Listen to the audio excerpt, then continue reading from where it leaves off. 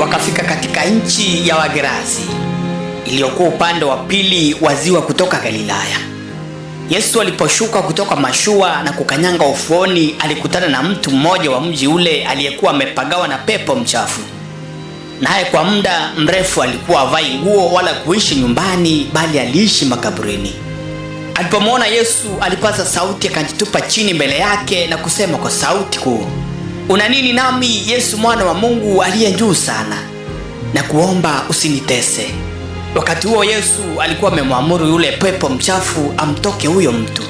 Mara nyingi huyo pepo mchafu alimpagaa, na hata alipofungwa kwa minyororo mikono na miguu na kuwekwa chini ya ulinzi, alikata hiyo minyororo na kupelekwa na huyo pepo mchafu kwenda nyikani. Yesu akamuuliza, "Jina lako ni nani?" Naye akamjibu, "Legion," kwa kuwa alikuwa ameingiwa na pepo wachafu wengi mno. Wale pepo wachafu wakamsihi sana asiwaamuru kwenda katika shimo. Palikuwa na kundi kubwa la nguruwe hapo likilisha kando ya kilima. Wale pepo wachafu wakamsihi Yesu awaruhusu wawaingie hao nguruwe, naye akawaruhusu. Wale pepo wachafu walipomtoka yule mtu wakawaingia wale nguruwe, nalo kundi lote likateremkia gengeni kwa kasi, likatumbukia ziwani na kuzama. Luka 8 mstari wa 26 hadi 33. Katika neno hili, roho ya wazimu ilipomvamia mtu huyu wa Gerasi ilimpeleka kuishi makaburini mbali na watu, kumaanisha kwamba roho ya wazimu ilimumiliki na akawa mtumwa wa kufanya asichopenda yeye, bali apendacho roho huyu aliyemwingia. Hivyo basi fikra zote na akili zake zote ziliongozwa na roho huyu wa wazimu tangu siku ya kuvamiwa kiroho. Hii ina maana kwamba mwanadamu huwa anamilikiwa na roho aliye ndani yake. Ina maana chochote na vyote afanyavyo sio alichokichagua yeye, lakini roho aliye ndani yake alichokichagua. Hili linanikumbusha kwamba mimi sikukuletea mafundisho haya kwa kuchagua, lakini roho aishie ndani yangu alichagua kupe chakula cha aina hii. Sijui wewe aishie ndani yako ni nani? Unachokifanya ni akili zako ama unapata mwongozo wa roho? Kisha anakuongoza kufanya mazuri au mabaya. Kumbuka, aishie ndani yako ndiye anayekumiliki. Kama ni roho wa Mungu utatenda mema, lakini kama ni roho wa giza utatenda mabaya, tena utapenda dhambi. Mtoto uzaliwa akiwa mzima, lakini baadaye roho fulani huingia ndani yake. Roho hii humpa tabia na kubadilisha jina lake. Mfano, kama ni roho ya ualimu ikimwingia mtu huitwa mwalimu, na roho ya wazimu ikimwingia mtu huitwa mwenda wazimu.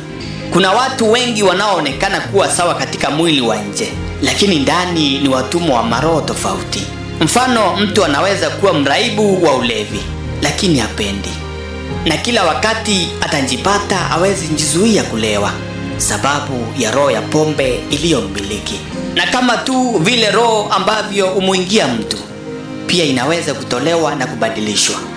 Kupitia madhabahu yake Kristo ili ufanyika na mtu aliyekuwa kifeli maishani anafanikiwa tena.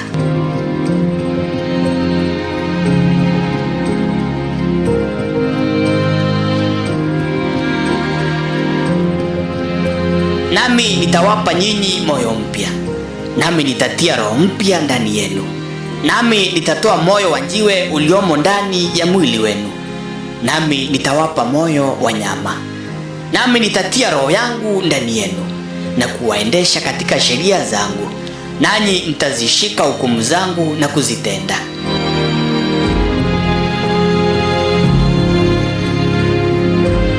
Ezekieli 36 mstari wa 26 hadi 27.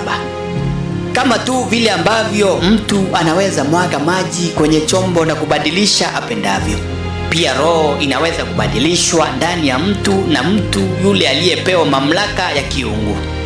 Hivyo basi kuna uwezo wa kuitoa roho ya mateso ndani ya mtu na kumpa roho ya ufanisi. Nami ninakuombea Mungu akupe hekima ya kujua wale aliowapa mamlaka ya kubadilisha roho.